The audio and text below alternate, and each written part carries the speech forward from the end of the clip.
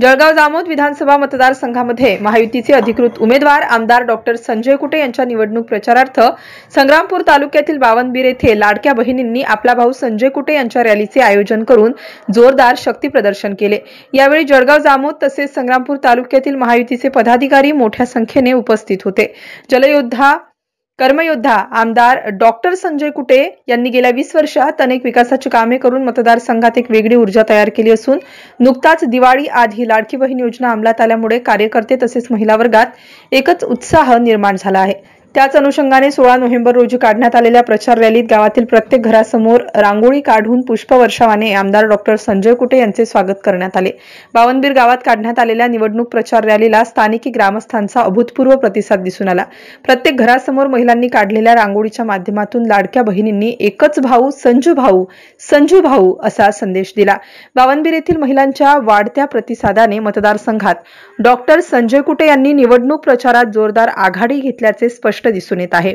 MCN news Marathi करिता रवींद्र शिरस्कार, बावनबीर।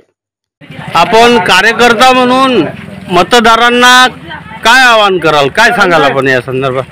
येणाऱ्या 20 तारखेला आपल्या इथं जळगाव जामोद मतदारसंघामध्ये मतदार होत आहे, तरी जे विकास पुरुष ज्यांनी आपल्या भागाचा पाण्याची पातळी वाढवली आणि रस्ते चांगले केले, जे काही कामं झाले ते सार्वजनिक सर्व जनतेच्या हिताचे सार्वत्रिक विकास असलेले असे कामं या मतदारसंघाचे उमेदवार संजय कुटे यांच्या माध्यमातून झालेले आहेत।